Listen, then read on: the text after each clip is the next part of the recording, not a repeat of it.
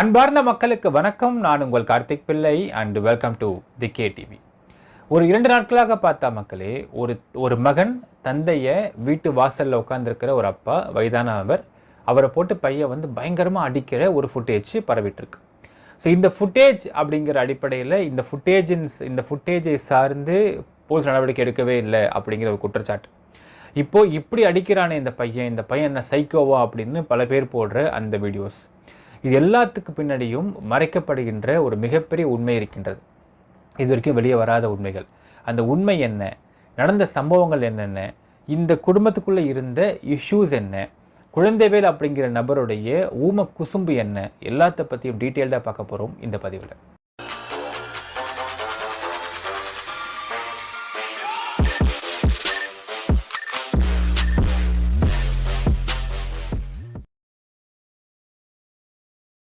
சேலம் மாவட்டம் ஆத்தூருக்கு பக்கத்தில் இருக்கக்கூடிய சார்வாய்ப்புதூர் அப்படிங்கிற ஒரு ஊர். இந்த ஊரில் பிஸ்னஸ் பண்ணிட்டு இருந்தவர் தான் குழந்தைவேல் அப்படிங்கிற 68 வயது முதியவர். என்ன பிஸ்னஸ் பண்ணிருந்தாரு அப்படின்னு பார்த்தால், இட் இஸ் அ சகோ ஃபேக்ட்ரி. அது என்ன பெயர்னு பார்த்தீங்கன்னா அமிர்தா சகோ ஃபேக்ட்ரி அப்படிங்கிற ஃபேக்ட்ரி வச்சிருக்காரு. இவங்களுடைய மனைவி பெயர் ஹேமா. இவங்களுக்கு 2 குழந்தைகள் இருக்கிறாங்க. ஒரு ஃபஸ்ட்டு பையன் பேர் சக்திவேல், சர்டிஃபிகேட் நேம். சந்தோஷ் அப்படிங்கிறது வீட்டில் கூப்பிட்ற பேர். அடுத்தது சங்கவி அப்படிங்கிற ஒரு பெண் குழந்தை.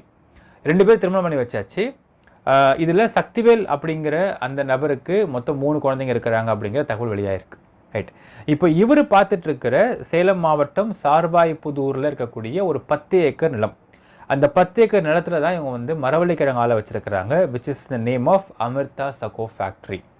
சரி, என்ன பண்ணுறாங்க இவங்க அந்த கிழங்கு இந்த ஃபேக்ட்ரின்னு பார்த்த மக்களே, சுற்றி இருக்கக்கூடிய பல விவசாயிகள் கிட்ட மரவள்ளிக்கிழங்கை கொள்முதல் பண்ணி அந்த மரவள்ளிக்கிழங்கு மூலியமாக ஜவ்வரிசி, அப்பளம், குச்சிக்கிழங்கு, குச்சி சிப்ஸ், இந்த மாதிரி பல ப்ராடக்ட்ஸை உருவாக்குறாங்க. இதை உருவாக்கி நார்த் இந்தியாவுக்கு ட்ரான்ஸ்ஃபர் பண்ணிட்டுருக்கிறாங்க இந்த ஃபேக்ட்ரியின் மூலியமாக. சரி, இப்போ இது இவங்களுடைய விஷயம் மக்கள். இதை சுற்றி இருக்கக்கூடிய மற்ற விஷயத்தையும் பார்த்தாகணும். சரி, இப்போ இந்த சேலம் மாவட்டத்தில் சார்வாய்ப்புதூரில் இந்த ஒரு ஃபேக்ட்ரி மட்டும்தான் இருக்குதா அப்படின்னு கேட்டிங்கனால், சுற்றியும் காம்படிட்டர்ஸ் இருக்கிறாங்க. ஸோ இதே மாதிரி சாக்கோ ஃபேக்ட்ரி நடத்திட்டு இருக்கக்கூடிய சுற்றி காம்படிட்டர்ஸ் இருக்கிறாங்க. இவங்க எல்லாருமே குழந்தைவேலுவின் ஒரே சமூகத்தைச் சேர்ந்தவர்கள், சொந்தக்காரங்க. இவங்கெல்லாம் heavy competitors for Amirtha sago factory. இவங்க கவுண்டர் சமூகத்தைச் சேர்ந்தவர்கள். ரைட். அடுத்தது இது மட்டுமா அப்படின்னு கேட்டிங்கன்னா, ஒரு பாயிண்ட்டுக்கு மேலே, ஐ திங்க் ஒரு 11 இயர்ஸ் பிஃபோர்னு சொல்லலாம். 11 இயர்ஸ் பிஃபோரு இந்த ஃபேக்ட்ரியை சக்திவேல் அப்படிங்கிற சந்தோஷ் அப்படிங்கிற அவருடைய மகனுக்கு கொடுக்குறாங்க. எழுதி கொடுக்கல. அவர் பிஸ்னஸ் பண்ண ஆசைப்பட்டவுடனே அவருக்கு இந்த சகோ ஃபேக்ட்ரியை, இந்த பிஸ்னஸை பார்த்துக்கோன்னு சொல்லி கொடுக்கப்படுகின்றது குழந்தைவேலின் மூலியமாக. இப்போ குழந்தைவேல் என்ன பண்ணுறாரு அப்படின்னு பார்த்தீங்கன்னா, இவருடைய பூர்வீகமான பெரம்பலூர் மாவட்டத்தைச் சேர்ந்த கிருஷ்ணாபுரத்தில் காட்டாங்குளம் அப்படிங்கிற ஊரில் ஒரு 50 ஏக்கர் நிலம் இருக்கிறது. அந்த 50 ஏக்கர் நிலத்தில் 15 ஏக்கரில் ஒரு மிகப்பெரிய ரைஸ் மில் இருக்குது. ரைஸ் மில்லுடைய பெயர் வேல்முருகன் மாடர்ன் ரைஸ் மில் அப்படிங்கிற பெயர் இருக்கின்றது. உள்ளுக்குள்ளே வீடு வச்சுருக்காங்க. 15 ஏக்கரை பிரிச்சிருக்காங்க. அந்த 15 ஏக்கரில் ஒரு பக்கம் rice mill, Velmurugan modern rice மில்ன்ற பெரிய ரைஸ் மில், அது உள்ளேயே வீடும் இருக்குது. மற்ற நிலங்கள்லாம் நெல் பயிரிட்டுருக்கிறாங்க. ஸோ இதன் மூலியமாக வரக்கூடிய நெல்லை அரிசியாக மாற்றி அதை அவங்க விற்பனை பண்ணிட்டு இருக்கிறாங்க. இந்த வியாபாரத்தை குழந்தைவேல் பார்த்துக்கிறாரு. அவருக்கு வயசு 68. ஸோ சகோ ஃபேக்ட்ரியை முழுவதுமாக நிர்வகிக்கிற உரிமை மட்டும்தான் கொடுக்கப்பட்டுறது. உரிமை அப்படிங்கிறது இஸ் கிவன் டு சக்திவேல். ஆனால் எல்லா சமயத்திலையும் அந்த இடத்துல குழந்தைவேல் என்னென்ன பண்ணியிருக்காருன்ற அடுத்தது பார்க்க போகிற மக்களே. சரி, அதுக்கு முன்னாடி பார்த்தீங்கன்னா ஒரு சிசிடிவி ஃபுட்டேஜ் February 16th அன்னைக்கு எங்கன்னு பார்த்தீங்கன்னா, பெரம்பலூர் மாவட்டம் கிருஷ்ணாபுரம் இருக்கக்கூடிய காட்டாங்குளம் அப்படிங்கிற ஊரில் இருக்கக்கூடிய அந்த ரைஸ் மில்லை ஒட்டியுள்ள குழந்தைவேல் தங்கிக்கக்கூடிய வீடு. அந்த வீட்டு வாசலில் உட்காந்துருக்காரு. திடீர்னு ஒரு நபர் ஜீன்ஸ் டிஷர்ட் போட்டு வரார். அந்த பெரியவர்கிட்ட நின்று பட்டார்னு அடிக்கிறார். அடித்து தாறுமாறாக குத்துறார். இந்த குத்துறது பூராவே சிசிடிவியில் பதிவாகுது. உடனே பார்த்தீங்கன்னா இன்னொரு அங்கே எதிரிலேயே ரைஸ் மில் இருக்கிறதுனால ரைஸ் மில்லில் இருக்கக்கூடிய நபர்கள்லாம் ஓடி வராங்க தடுக்கிறதுக்கு. ஓடி இந்த சந்தோஷ் என்கின்ற சக்தியை தடுத்து கொண்டு போகிறாங்க. அதற்கு பிறகு ஒரு அம்மா வராங்க. அவங்க யாருன்னா ஹேமா அப்படிங்கிறவங்க. அவங்க தான் குழந்தைவேலுடைய மனைவி. அவங்க வந்து அந்த ரத்தத்தை தடுப்பதற்குத்தான் பார்க்கிறார்கள். இந்த சம்பவத்தை பற்றி அவங்க ரியாக்டே பண்ணன்ற நம்ம பார்த்துருப்போம் மக்களை. அடுத்தது மறுபடியும் அவர் வந்து தடுத்து கொண்டு போகிறாங்க வேலைக்காரங்க. தடுத்து கொண்டு போனாலும் திருப்பியும் சந்தோஷம் வரார். வந்து பக்கத்தில் மரப்பாச்சி பொம்மை ஒன்று இருக்குது, அதை எடுத்து அவர் தள்ள அடிக்கிறார்.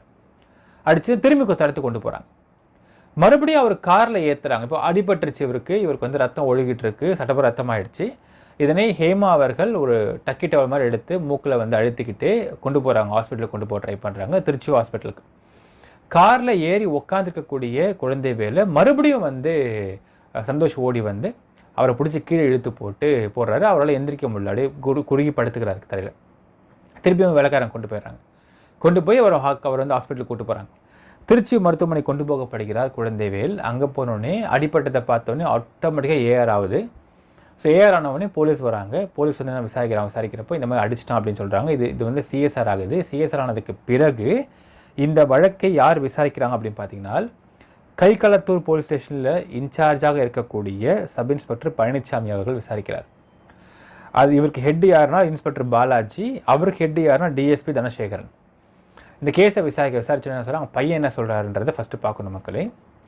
இது முழுக்க தந்தை பண்ண ஒரு பிரச்சனையால் ஆரம்பித்த ஒரு விஷயம் எப்படின்றத பார்க்கலாம் மக்களே. ஸோ இப்போ நம்ம சொன்னோம் இல்லைங்களா, இதை சுற்றி சொந்தக்காரங்க இருக்கிறாங்க அப்படின்னு நம்ம சொல்லியிருந்தோம் பாருங்கள். இந்த சொந்தக்காரர்களை பொறுத்தளவுக்கு, அதாவது சுற்றி சாக்கோ ஃபேக்ட்ரி வச்சுருக்கிறாங்க சொந்தக்காரங்க தான், ஹெவி காம்படிட்டர்ஸ் தான். எப்போ சக்திவேல் அவர்கள் வந்து அந்த ஃபேக்ட்ரியை வந்து கையில் எடுக்க ஆரம்பித்தாரோ அதற்கு பிறகு அந்த ஃபேக்ட்ரியை வேறு லெவலில் கொண்டு போயிட்டு இருந்தார் அப்படிங்கிற ஒரு தகவலையும் ஊர் மக்கள் சொல்கிறார்கள். பயங்கரமாக டெவலப் ஆகிட்டு இருந்தார், எல்லாரும் அவரை பற்றி தான் பேச ஆரம்பிச்சிட்டாங்க. சொந்தக்காரர்களுக்கு யாரெல்லாம் வந்து கொள்முதல் அவங்ககிட்டேருந்து பர்ச்சேஸ் பண்ணுறாங்களோ அந்த பர்ச்சேசர்லாம் இந்த பக்கம் சக்திவேல் கிட்ட வந்து வாங்குகிற அளவுக்கு அவர் உயர ஆரம்பிச்சிட்டார். Point number 1. பாயிண்ட் நம்பர் 2, இவருடைய ஹார்ட் ஒர்க்கால் இவருக்கு கஸ்டமர்ஸ் அதிகமாகறாங்க. அமிர்தா சாகோ ஃபேக்ட்ரிக்கு அதே மாதிரி பிஸ்னஸ் அதிகமாகுது. Point number 2. பாயிண்ட் நம்பர் 3, இது எப்படி பண்ணுறாங்க என்ன பண்ணுறாங்க அப்படிங்கிறத உள்ளே வந்து யாரும் பார்த்து தெரிஞ்சுக்கக்கூடாது அப்படிங்கிறதுனால இந்த சாக்கோ ஃபேக்ட்ரியை சக்திவேலுடைய அனுமதி இல்லாமல் எந்த சொந்தக்காரரும் எந்த தேர்ட் பர்சனும் யாரும் உள்ளே வர முடியாத அளவுக்கு கேட் லாக் பண்ணி வச்சுருந்துருக்காரு Sakthivel. Point number 3. Point number 4, இந்த இடத்துல பிஸ்னஸ் டெவலப் பண்ணி போயிட்டுருக்காங்க. டெவலப் பண்ணி போகிறப்போ இவருக்கு பக்கத்தில் இருக்கக்கூடிய இன்னும் 2 ஏக்கர் தேவைப்படுது டு எலாபரேட் த பிஸ்னஸ். அப்போ அதுக்காக பக்கத்தில் இருக்கிற 2 ஏக்கருக்கு யார் ஓனர்ன்றதை பார்த்து அந்த ஒரு டீலிங்கை பேசி அந்த 2 ஏக்கரை வாங்கிறதுக்கு முற்படுறாரு சக்திவேல். இது நடந்துகிட்டு இருக்க மக்களே. February 15 அன்னைக்கு 14 அன்னைக்கு பார்த்தீங்கன்னா திரு குழந்தைவேல் என்ன பண்ணுறாருனால், ஃபஸ்ட்டே சொன்னோம், இந்த சாகோ ஃபேக்ட்ரியை நிர்வகிக்கிற பொறுப்பு தான் கொடுக்கப்பட்டிருக்கு. பொறுப்பு இஸ் கிவன் டு சக்திவேல். ஆனால் அதோட ஓனர் இன்னும் குழந்தைவேல் அவர்கள் தான். அப்போ என்ன பண்ணுறாரு, வந்து இந்த 2 ஏக்கர் நிலத்தை வாங்குறதுக்கு என்ன அமௌண்ட்டை வச்சுருந்தாரோ அந்த அமௌண்ட்டை எடுத்து கொண்டு போயிடுறாரு குழந்தைவேல். அப்போ யார் கொண்டு போனால், அப்பா கொண்டு போயிட்டார். இது பிரச்சனை ஆகுது. ஸோ February 15 அன்னைக்கு இவருடைய பெரம்பலூர் வீட்டில் ஒரு பெரிய பஞ்சாயத்து நடக்குது. என்ன சொல்கிறாங்கன்னா, என்ன சொல்லப்பட்டிருக்கு அப்படின்ற பார்த்தீங்கன்னா, சொந்தக்காரங்க வராங்க, சக்திவேல் வராரு, அவங்க குழந்தைவேல் ஹேமா எல்லாம் இருக்காங்க. அப்போ சொல்கிறாரு, இந்த மாதிரி எனக்கு சொத்து பிரிச்சா சொல்கிறேங்க, ஏன்னால் நான் டெவலப் ஆகி போயிட்டுருக்கேன், என் டெவலப் பண்ண தடுக்கிற மாதிரி வேலை பார்த்துட்ருக்காரு. என்ன சொல்கிறாரு, இப்போ இவருக்குன்னு இங்கே ரைஸ் மில் இருக்குது, ரைஸ் மில் நல்ல பணம் வந்துட்டுருக்கு. இந்த பணத்தை எடுத்து இவர் யூஸ் பண்ணாமல் எதுக்காக இங்கேருந்து சாகோ ஃபேக்ட்ரிக்கு வந்து அந்த பணத்தை இவர் எடுத்துகிட்டு போனார்? அந்த பணத்தை நான் 2 ஏக்கர் நிலத்தை வாங்குறதுக்கு நான் வச்சுருக்கிறேன். அந்த பணத்தை இப்போ அதை கொண்டு போய்ட்டு நான் எப்படி நிலத்தை வாங்க முடியும் அப்படின்னு கேட்குறாங்க சொந்தக்காரங்கிட்ட. சத்து கேட்குறாரு. அப்போ அவங்க சொல்கிறாங்க, இல்லை எனக்கு தேவைன்னு எடுத்துகிட்டு போனேன், உங்களுக்கு தேவையான எல்லா வருமானம் இங்கே வருது இல்லை, சரி இப்போ ஒன்று பண்ணுங்க, 60 வயசு ஆகி போச்சு இல்லை, சொத்தை பிரித்து கொடுத்துருங்க. நீங்கள் இருந்தப்போ இருந்த சாகோ ஃபேக்ட்ரி இப்போ கிடையாது, லாஸ்ட் ஒரு 12 இயர்ஸ் நான் செம்ம டெவலப் பண்ணி வச்சுருக்கேன், நான் அதை எடுத்துக்கிறேன், நான் என் வழியை பார்த்துட்டு போயிடுறேன் அப்படின்றது ஆர்குமெண்ட் போயிருக்கு. அப்போ சொந்தக்காரங்க சொல்லிருக்கான், அப்போ ஆமாப்பா ஏன்ப்பா அப்படி பண்ணுற, அவன் எதோ பண்ணிட்டுருக்கான்லப்பா விடாம்ப்பா, ஏன்ப்பா அந்த பணத்தை நீ எடுத்துகிட்டு வந்த, உனக்கு ரைஸ்மில் வராத பணமாப்பா, நீ எடுத்துகிட்டு போப்பா, ஏன்ப்பா பண்ணுறேன்னு இது சொல்லப்பட்டு அந்த பணத்தை திருப்பி கொடுக்கப்பட்டிருக்கிறது டு சக்திவேல் பை குழந்தைவேல். இப்போ இந்த பணத்தை 15th அன்னைக்கு கொண்டு போகிறார். அடுத்த பாயிண்ட்டு, சொத்தை பிரிக்கிறதுக்கு கேட்டப்போ இல்லை இப்போ நான் பண்ண மாட்டேன், இன்னொரு 6 மாதம் 1 வருஷம் ஆகட்டும்னு சொல்லியிருந்திருக்காரு குழந்தைவேல். சரி போயாச்சு. 15th அன்னைக்கு இந்த பஞ்சாயத்து முடிஞ்சு போயாச்சு. 16th மார்னிங் எங்கே போகிறாரு சக்திவேல்? எங்கே போகிறாருனால் சேலம் மாவட்டம் ஆத்தூர் சார்வாய்ப்புதூருக்கு போகிறார். நம்ம பார்க்கணும் மக்கள், டிஸ்டன்ஸ் பார்க்கணும். சேலம் மாவட்டம் வேறு, பெரம்பலூர் இருக்கக்கூடிய பெரம்பலூர் மாவட்டம் வேறு.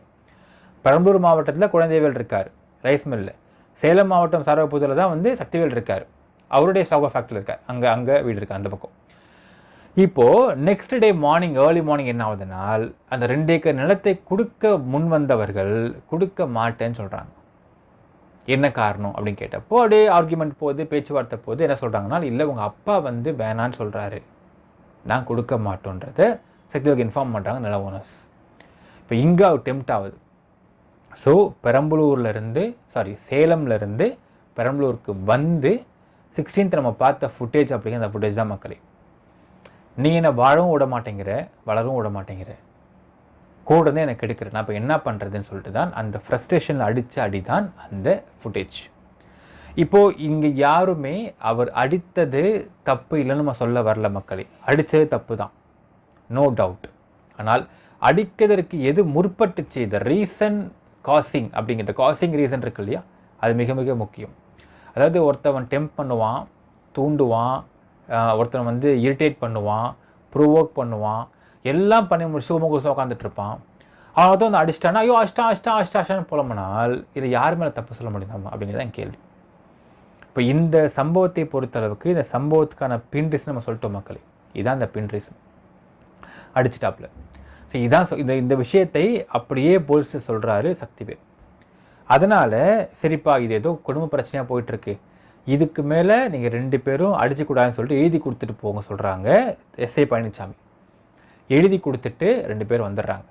வந்ததற்கு பிறகு வந்து குழந்தைவேல் பண்ண முதல் காரணம் என்னென்னு பார்த்தீங்கன்னா மக்களே, அந்த சிசிடிவி ஃபுட்டேஜ் எடுத்து சொந்தக்காரருக்கு ஃபார்வர்ட் பண்ணுறாரு குழந்தைவேல்.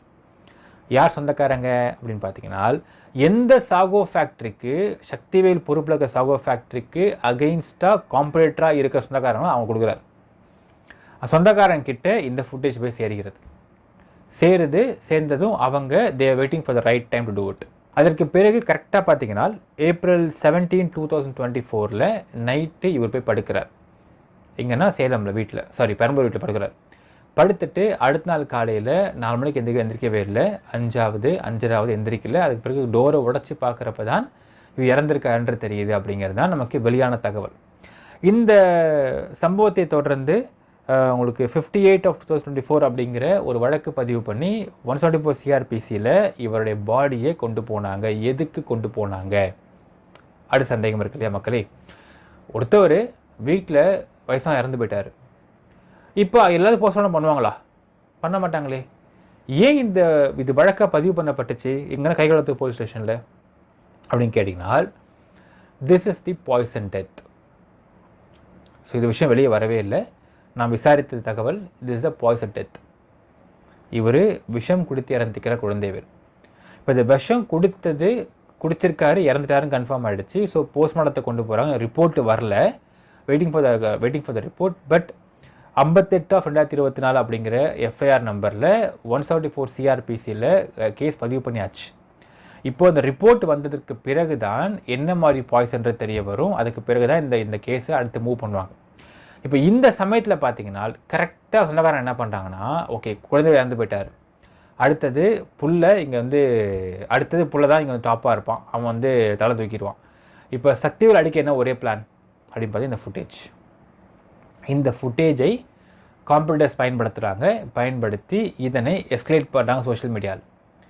அதற்கு பிறகு இது வந்து பெரிய பிரச்சனையாக மாறுது. இப்பேற்பட்ட ஒரு கொடூரமான மகனை அரெஸ்ட் பண்ணல போலீஸ் அப்படிங்கிற பிரச்சனையை கொண்டு வந்ததுக்கு பிறகு என்ன ஆகுதுனால், பெரம்பலூர் எஸ்பி ஷாமலாதேவி என்ன பண்ணுறாங்கன்னா இந்த விஷயத்தை விசாரிக்க. ஏன் அவங்க விசாரிக்கிறாங்க பார்த்தீங்கன்னா மக்களே, இது எஸ்கலேட் ஆகுது. டிஜிபி சங்கர் ஜிவால்கிட்ட போகுது. Shankar Jiwal is ordering and directing Shamaladevi to investigate on this case. அப்போது ஷாமலாதேவி எஸ்பி என்ன பண்ணுறாங்கன்னா இந்த 3 பேரையும் கூப்பிட்றாங்க. DSP Dhanasekaran, inspector Balaji, SI Palanisamy. யார் இந்த கேஸை விசாரித்தது? எஸ்ஐ பழனிசாமி. என்ன பண்ணீங்க? எழுதி வாங்கிட்டு விட்டோம். ஏன் எழுதி வாங்கி விட்டீங்க? இப்போது ஆக்ஷன் எடுத்து கேட்குறாங்க. இப்போது நம்ம தொப்பியில் பிரச்சனை என்ன பண்ணுறது? ஆக்சுவலாக இங்கே பெட்டிஷனரும் எழுதி கொடுத்துட்டு விட்டாச்சு. இந்த கேஸில் பார்த்தா மக்களே February மாதம் CSR பதிவு பண்ணப்பட்டு CSRக்கு பின்பு இது வந்து விசாரணைக்கு உட்படுத்தப்பட்டு விசாரணையில் குழந்தைவேலும் எழுதி கொடுத்துட்டாரு, சக்தியும் எழுதி கொடுத்துட்டாரு. சக்திவேலும் கொஞ்சம் எழுதி கொடுத்ததுக்கப்புறம் போலீஸ் என்ன பண்ணுவாங்க இந்த இடத்துல? they got nothing to do with this case. But இந்த இடத்துல இங்கே மீடியா பேசுனதுனாலையும் சங்கர்ஜிவா சொன்னதுனாலையும் இப்போது எஸ்ஐ பழனிசாமி அவர்கள் மாற்றப்பட்டிருக்கிறார் ஆயுதப்படைக்கு.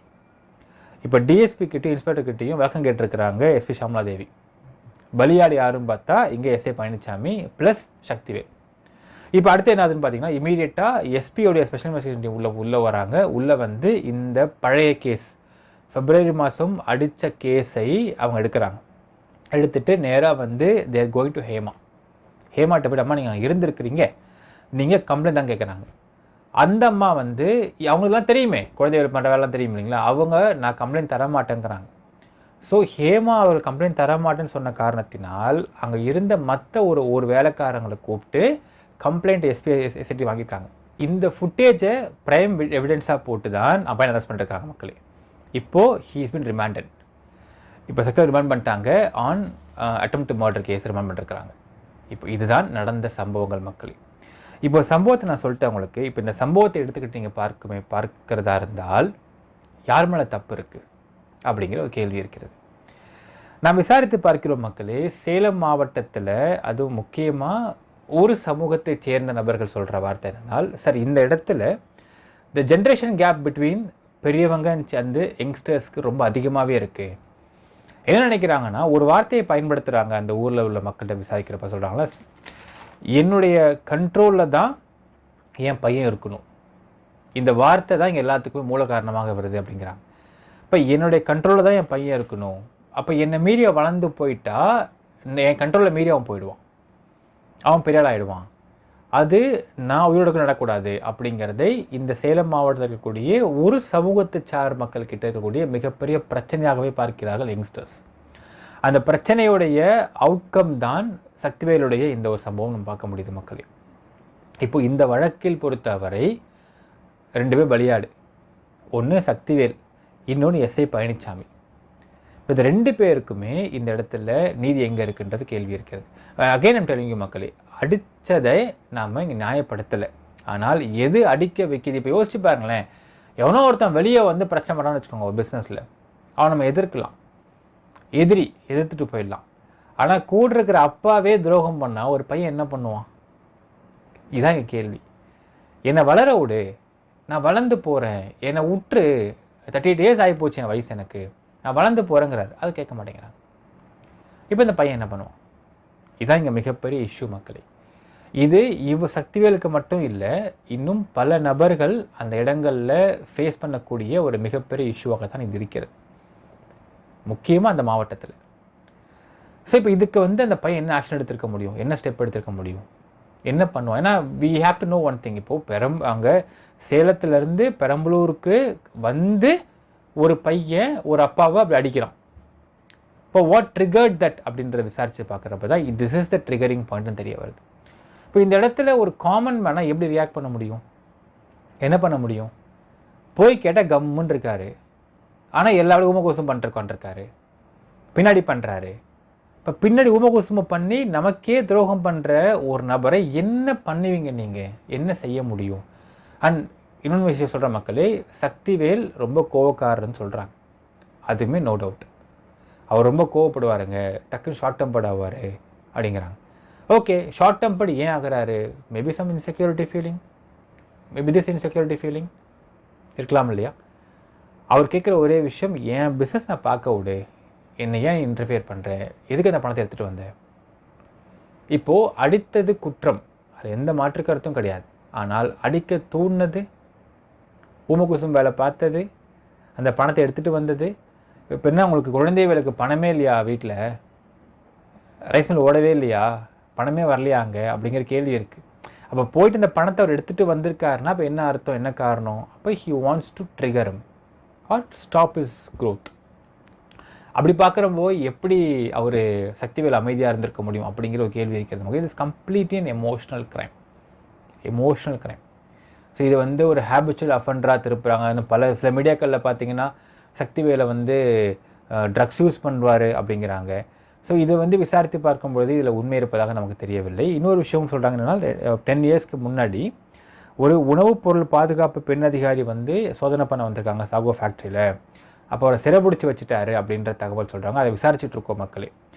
சிறைபிடிச்சி வைக்கிறது அப்படிங்கிறது எந்த அளவுக்கு, எதுக்கு பண்ணார், ஏன் பண்ணாங்க அப்படிங்கிற கேள்விலாம் இருக்குது. அதையுமே இப்போ உணவுப் பொருள் பாதுகாப்பு அதிகாரி வராங்கன்னால் there should be somebody who informed them of something. அப்போ அது என்ன ஏது அப்படிங்கிற விசாரிச்சுட்ருக்கோம். ஏன்னா சுற்றி இருக்கக்கூடிய நபர்கள் பார்த்தா சொந்தக்காரங்க இருக்கிறாங்க. அண்ட் இன்னொன்று விசாரிக்கிறோம், சொந்தக்காரங்க heavy competitors of sago factory எல்லாரும் நிறைய பேர் அங்கே உள்ள சொந்தக்காரங்க பார்த்தீங்கன்னா சக்திவேல் மேலே பயங்கர பொறாமையில் இருந்திருக்கிறாங்க அப்படிங்கிற தகவலும் கிடைக்குது. ஸோ இவ்வளோ பெரிய பொறாமையில் இருந்த ஒரு நபர்கள் என்ன வேணால் செய்வாங்க. ஸோ அதோடைய அவுட்கம் தான் இந்த விஷயம். இப்போ let's think in the shoes of Sakthivel.